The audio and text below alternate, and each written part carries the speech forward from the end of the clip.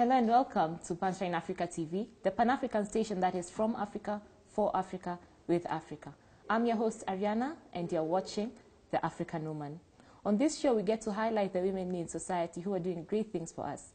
And today's topic, we're dealing with kids' safety. And who better to have on the show than the phenomenal Maryana Munyendo. How are you today? Fine, thank you. How's your week been? Great so far. Ah, okay. So today, as we speak about kids' safety, maybe you can tell us about what you do. Okay. Thank you very much for having me. My name is Maryana, like you said, and I train children on personal safety. Simba-Safe Kenya, our organization, deals with training children to equip them with skills that make them more assertive and proactive when they're faced with situations.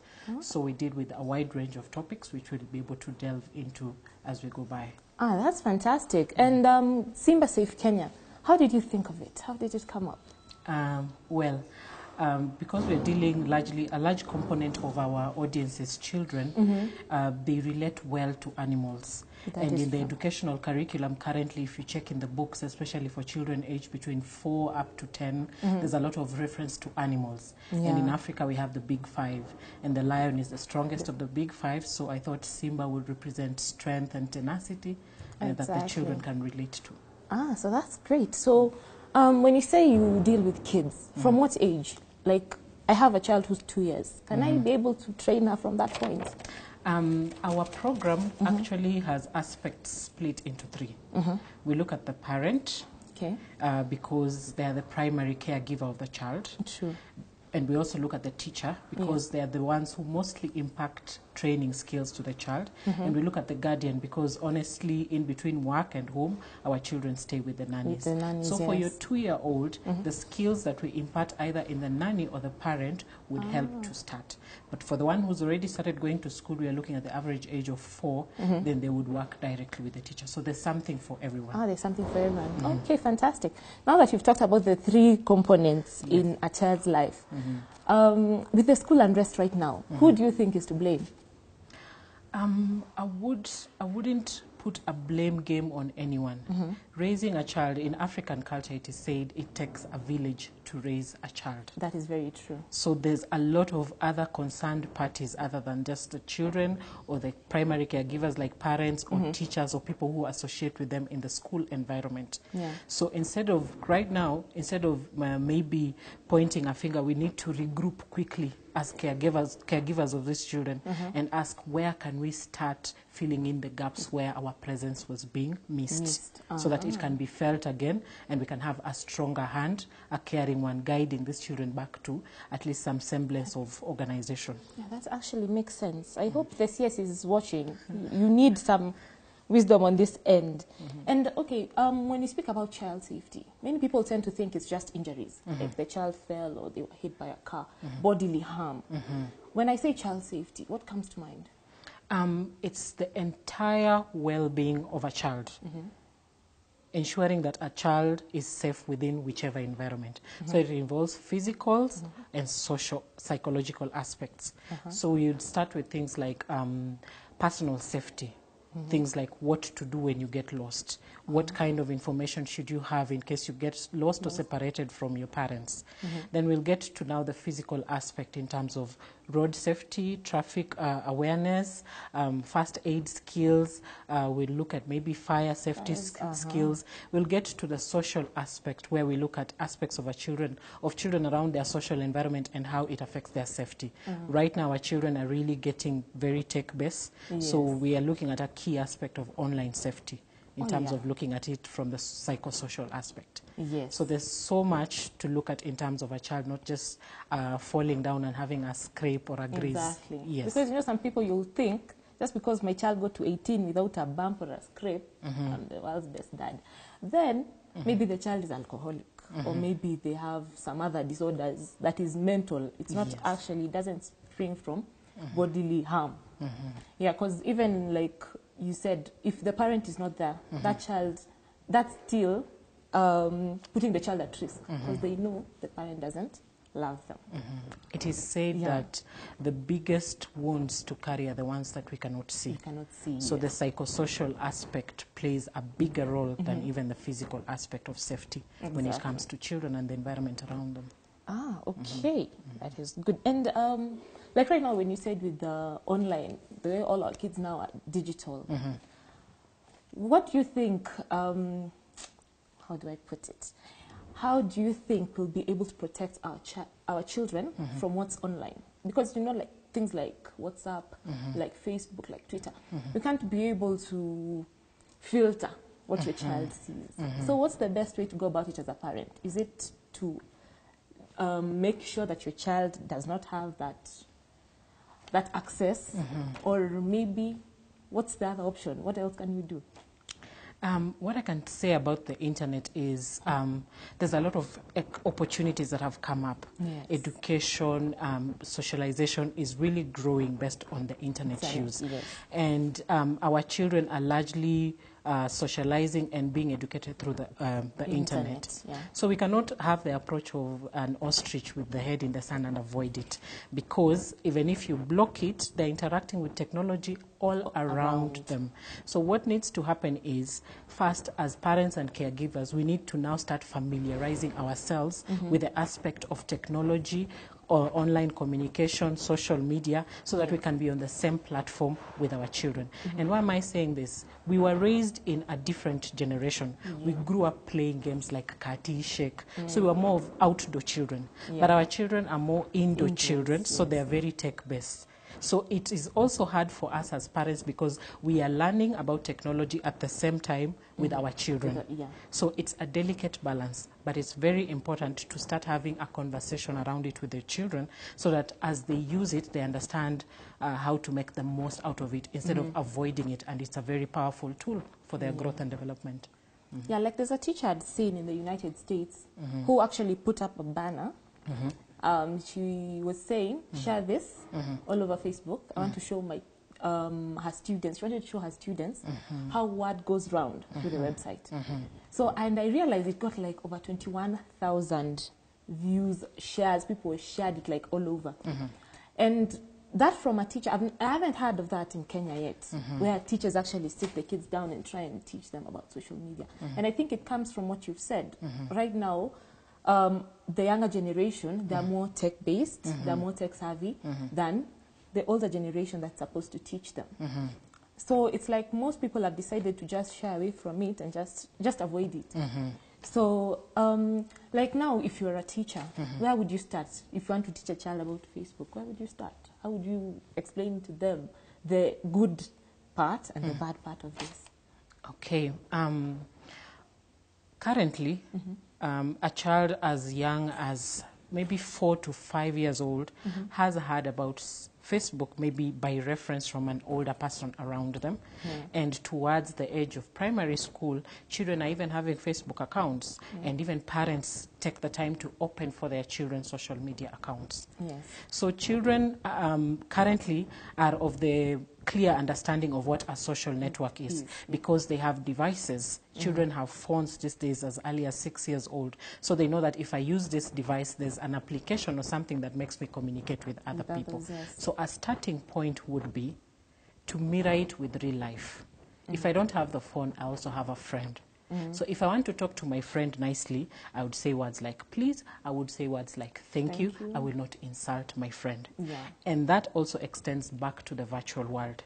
If I'm on phone, then I'll apply online etiquette by also learning to say please, thank you, and not using abusive words. So just simple simple comparisons in terms of what is in the real life situation, what we'd like to have them acquire as good habits. And that extends only also to the virtual platform. The virtual platform.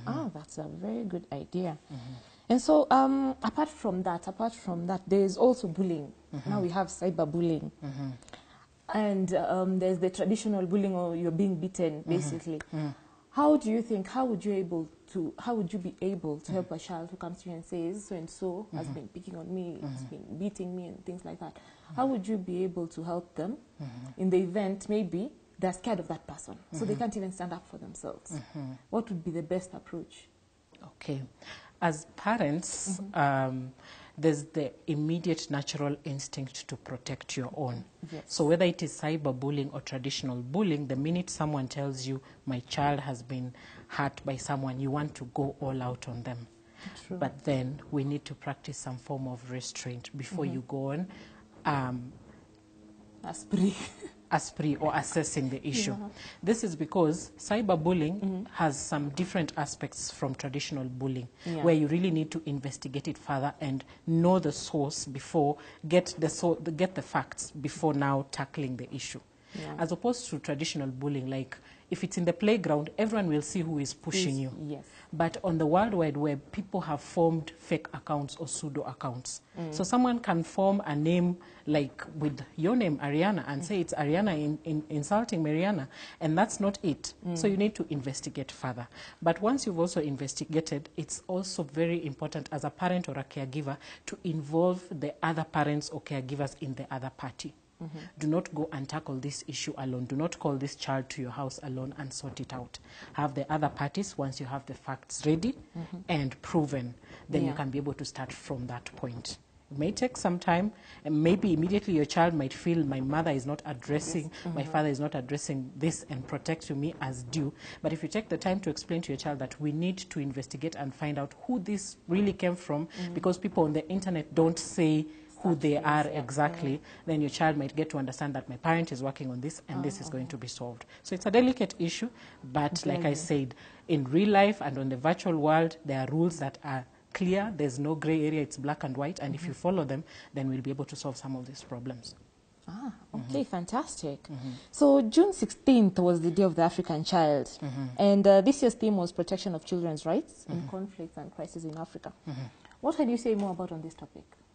I can say first, as Simba-Safe Kenya, our mandate is to protect the child in terms of ensuring their safety. And so what we work around is also based on the Kenyan Children's Act. We look at ways that we can keep children safe. And currently, because of the situation, political situation in many African countries, the biggest casualty of these political situations are the children. You find that either they are taken advantage of unknowingly or knowingly or coerced to do things that they wouldn't otherwise do. So a good starting point for us would be to start by educating these children. You cannot prevent bad things from happening to children, even adults. But research has shown that a child who has been exposed to some form of education is more assertive when they face a risky situation, because they have a background of an understanding of this is how I should be. I'm supposed to be safe. It is my right. And these are 2-3 things that I can do or say no to or accept to keep myself safe. So a good starting point for us as educators of safety in the African sphere is just to root in more on education. Educate the children, more impact in them skills that will have them running through safely to protect themselves even when adults are not there. So it all boils down to the education. It all boils down to education so that we can be able to empower these children. Whether we are present or absent, they are able to be assertive to protect themselves. Because when you say education, it might not just be in school, because even at home, because you realize, like, before a child starts going to school, they're like a sponge. They take everything they notice from the parents. And something I've come to realize, like, the kids in my area, I've noticed all of a sudden, kids have started becoming tribal. Because you say something like, unaongea kama Jaluo. I'm like, what does that even mean? Meaning that the parents, it came from the parent, because where else would they hear such language? So it would be best, mostly, if the parent watches their language around their children, or what do you think? One of the things that we are trying to do in educating all 3 arms of the family, like I said, the parents, is we have set up a YouTube channel where we give tutorials on aspects people should consider. And one thing we are looking at is currently this month we've been featuring model online behavior and etiquette for parents, because we are of the conclusion that there's a saying that goes, monkey see, monkey do. So whenever you say something, if you are insulting, if you're crass, if you're a bully on the internet, your child will reflect the same behavior. When you say a bad curse word, your child will repeat it. Bad luck to you if they repeat it in front of visitors. But we want parents to also know that they are very impressionable to children. Throughout very many stages in life, but mostly at the younger stage. So what you say sometimes. You might say, don't do this, but again, you're doing it. Then the child will follow suit. Yeah. If you are saying, don't talk to these children in Block B because they come from a certain tribe, your child will not do so, and on a bad day, they will say, my mommy said we don't talk to you because you come from this tribe. So it behoves us as parents and adults in society to start having behaviors that we want to see in our children. Let's be model people for our children. Exactly. Yes. And do you have like workshops where you invite the parents with their kids and get to talk to them, or how does Simba-Safe operate? We work a lot in terms of partnerships. So number one, we work with schools. Okay. With schools, we have a set curriculum because the school environment affords us to group the children in ages naturally because of the classes. Yes. So that is a bit strict. But then we also work with residential associations. We like to see something like, if at all there's a bash or what we call estate party, it's not just about bouncing castles and roasting meat.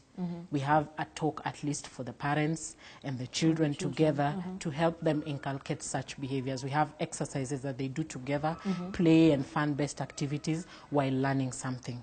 Now, again, also when it comes to the holidays, during the holidays, we have a challenge as parents where we can be able to take our children. So there's a lot of holiday camps around Nairobi and in the environs when school is out. So we also partner with these holiday camps. For example, if it's something talent specific, like a music camp, then the children, of course, get to enjoy their music, but in one session throughout the camp, we'll sit down and talk about safety. So there's many ways that we are trying to partner with people, and because we are not yet fully reached into Kenya, we looked at the online platform as also a way we can be able to get to Kenya without having a physical presence. So we write, we share blog articles, we share YouTube tutorials, we share any links of information that we find that are educative through the social media channels, because there's a lot of mothers out there on the social media in the Kenyan sphere who are very hungry for information and education about their children. Okay, that's fantastic. So, like you said, the Simba-Safe Kenya, you help kids know how to protect themselves. Like if in the sense there's a stranger, what is the best way for a child to react when they see a stranger?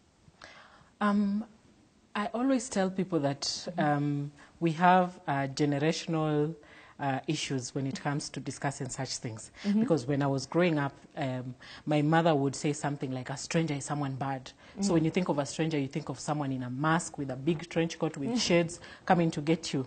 But you see now, we make our children now scared of everyone. But the world is a good place. There are good there are good people in the world, right? So we need to look at it in terms of, first and foremost, clearly defining to your child who a stranger is.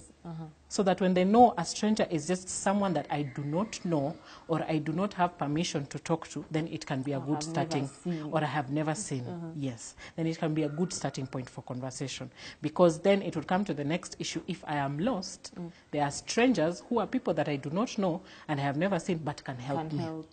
Yes, so we have a conversation that we call Safe Strangers and Safe Buildings at Simba-Safe Kenya. We help children to know and identify that in case that I need help, I'm lost, I should identify certain people, and most of them are uniformed. I should identify maybe a security guard who will help me, a cashier at the supermarket in uniform that will help me, a police person, a policeman or policewoman will help me. And interestingly, in our discussions with the ladies in our forums, we came to an interesting discovery. The cleaning people in commercial buildings, like for example, a company like Parapet Kenya, they clean. The number one place children get lost in big malls is the bathroom, because they needed to go to the bathroom, so they either wandered away from you or something happened in between. So they leave the bathroom, but even within the bathroom, there's shifts. There's always someone who comes in to tick and clean. So now we have also started advocating that children should recognize those people, because they are in uniform and they're in a bigger position to help than the child leaving the bathroom and going to wander off. So it's very important to define to your child who a stranger is. That's great, because me, I grew up confused, because you'd be told anyone you do not know is a stranger. But here comes your uncle from Gishagi. Is at the door, you just run, stranger danger, stranger danger. You've never seen him. So then again, you're being shouted at, oh, you didn't open for Uncle so-and-so. I did not know them. But anyway, that is a discussion for another day. We need to actually have you on the show and show us these tips of It how would to be protect our children. It would be great. It would be great. Yes, and on the point of sexual abuse, like there's those two girls who are disappeared, and the photos went round, those weird photos of those two girls, and I hear they were found eventually, and it's not even in Kenya, but the fact that those children, you have no idea who was actually doing this to them. You don't know if it's a parent, it's either their parent or an uncle or a step, just someone. It might be someone they know. That's why maybe they went to that person, thinking, we know Uncle so we went to them. How can you teach a child to be able to tell, like, from, there's a way you can look at someone and you'll know this one is up to no good. Yeah, there's a way you can tell. But now to a child, they have no idea. How can you be able to protect your child from such things? Because I have a baby girl, so that's something that really haunts me. Because I want to protect her till she's like 55. I wish. But yeah, I'd like to know how I can be able to teach my child, when she's growing up, to be able to tell, like, this person is a good person, this person has some ulterior motives, or just the way someone can say hi to you, you can be able to tell this person, there's something fishy.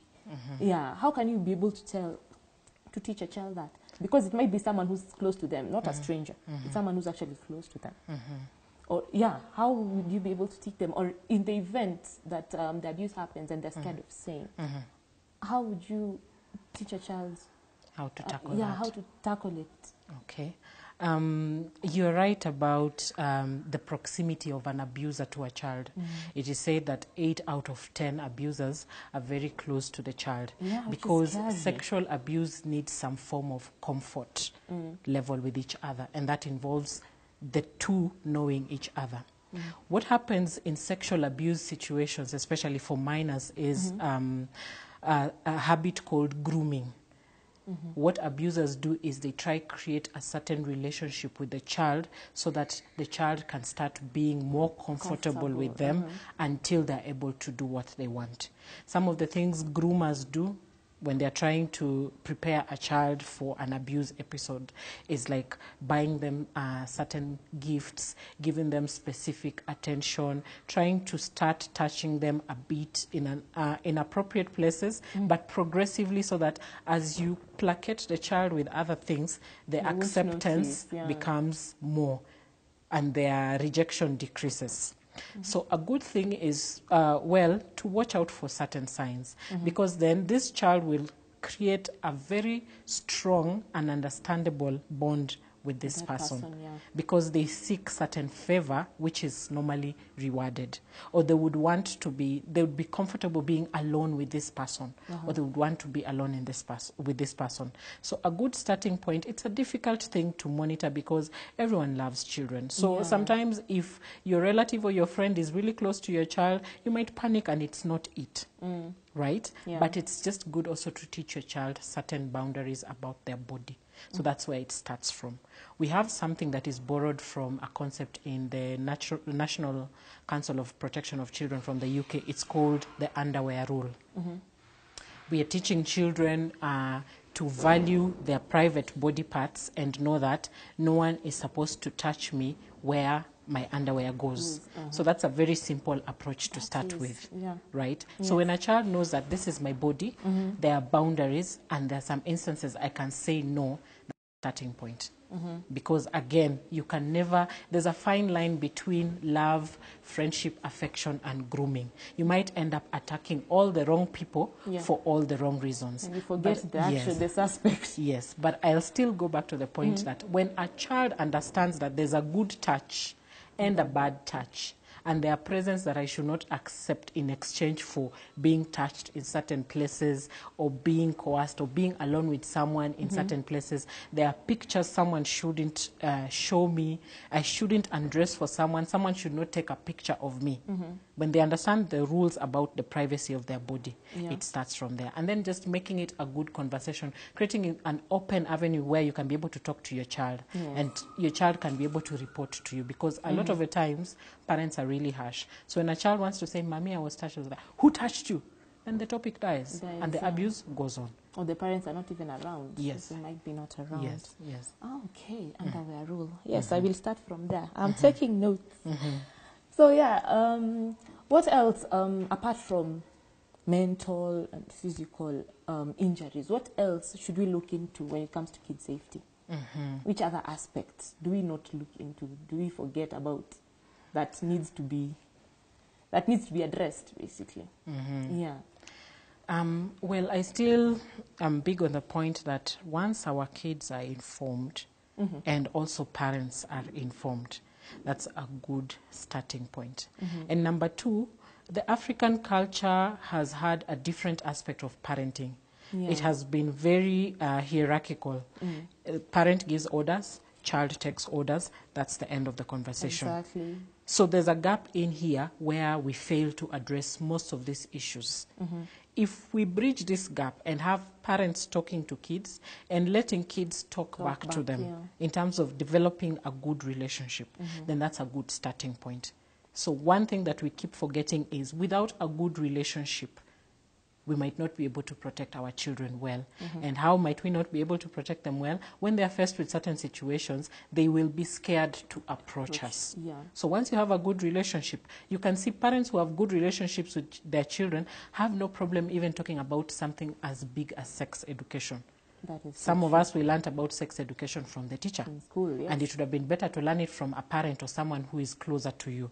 So the relationships. The rest are just basic life skills that are picked, and they are better enforced when there's a good relationship. Yes. Okay, so that's great. I was also saying about child trafficking and child exploitation. That in some sense, you might not know that you're being even exploited. Like you can see those kids in town, they go from school, then they go sell peanuts, like the whole night till midnight. To them, they've been doing it for so long, they think it's a chore. This ini kazi yangu, it's something they always do. They do not know that their rights are being they're being abused. They have no idea. But then for such a parent, where would you start to talk to that parent, telling them this is not the way? Like if you notice it's the parent who's bringing in the abuse. How would you talk to such a parent? In Kenya, we have the Childline International, Childline Kenya, and they have a helpline. A helpline, yes. A toll-free one. So you call for free. It is 116. And the Child Welfare Society of Kenya also works well to address such issues for children. So number one, the important thing is good neighborliness. That has died in us. It has died. Back then, it would take probably just my mother to discipline the whole neighborhood without any other parent disagreeing. But right now, if I touch your child, you might come for my neck. So now the problem is when we see these things happening in other people's children, we do not report them, we do not care.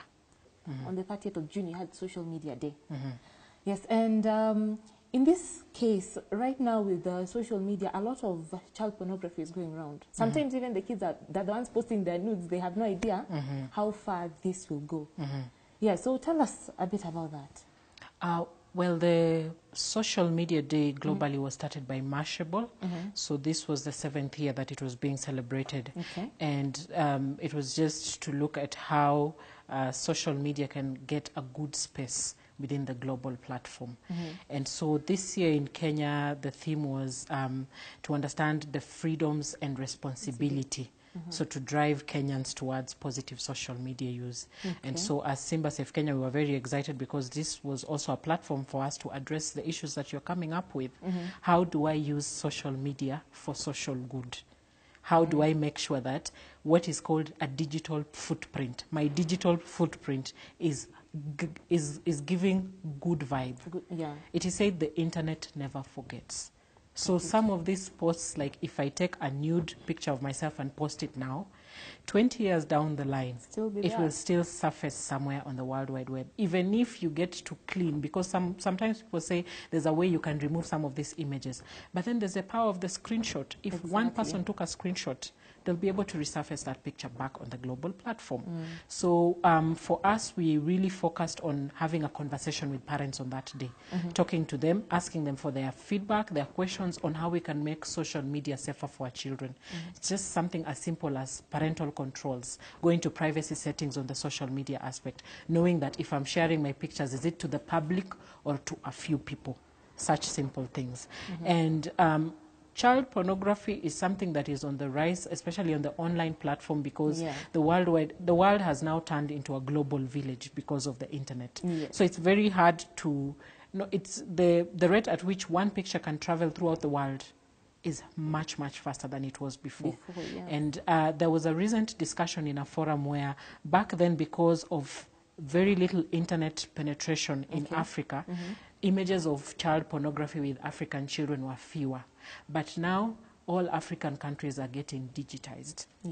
So there are more images of African children involved in pornography now available. And because they are the newest on the market, they are going for a higher rate. Someone is saying, give me these pictures because this is something different. I have not seen it, just to satisfy their big perversions. So on Social Media Day, we're also talking to parents and children to let them know that whatever you post, before you post, think about it. Is it truthful? Is it helpful? Is it impactful? Is it just going to help the society or you, even if it's within your private space? Is it hurting anyone around you? So it's very important to consider things like those when it comes to social media use. Yeah, that is so true. Because like you said, the power of the screenshot. People right now are scared of the screenshot more than a gunshot. Yes. That's a good one. And when it comes also still on social media, like you can have the event, you might lose your child, or someone finds a child. Right now with the social media, it's so easy for this child to be reconnected with the parents because of social media. Before it was a bit hard, but now it's become so easy. But then again, in the event that you lose your child as a parent, what is the step you should take? And then from the child's point of view, apart from seeking, like maybe they're in the village, there are no uniformed people in the village. How would it be for them, how easy would it be for them to get someone who would be able to help them? Now, for the child, I'll start with that aspect. It's safe strangers and safe buildings. So if I'm walking around, then I'll see somewhere like a church. A church is a safe place to approach when I am lost. If I see a shop... But in today's world, also churches have become tricky. But it is much better than the child wandering off alone into the unknown, into someone's compound. An institutional aspect is safer than an individual aspect. If it is a shop, because in the village there are no big shopping malls, it's a small shop, I will not talk to the person outside buying. I will talk to the shopkeeper because they're the person in charge and they're in a position to assist you more than the person outside. So just other than looking for safe strangers, we help them also see how to locate safe buildings or environments. Yes, how to think outside the box and not just panic and clamp down. Yes. And in terms of the missing children and social media, I think social media has become a very big tool for us in terms of sharing alerts on missing children. Back then, because of child trafficking, the easiest place, most of the time if you watch in the news, when a child is missing and they grab the people who are trafficking them, they are always grabbed along Mlolongo, Machakos on their way to Loktoktok so that they can just cross into Namanga and get into Tanzania. And that is a journey of about 4 or 5 hours. So in 4 or 5 hours, a child can end up in another country. But with the power of social media, if you blast these pictures to the right people in the right connections, then someone in Namanga will see this child and say, I've seen this child somewhere, and they'll share the information faster. So what we do at Simba-Safe Kenya, we have started a missing child alert. What we do is we get such information, we scroll through the social media to find such details. When we see a picture of a missing child, then we take time to do a due diligence. We call the parent or the person who has posted, find out, have you done an OB report? What was the reason and whatnot? Because some cases sometimes are custodial battles. You just find a parent has snatched the child. So that's not worthy of reporting as a missing child in some cases. So after we've done the due diligence, we post it and we use our social networks to contact someone. Let's say this child was missing in, let's say Kakamega. We contact the people in Kakamega for them to blast out the information. And this has really helped us in terms of, we've done this for the past 1 year. We have a hashtag. It's called hashtag missing child KE.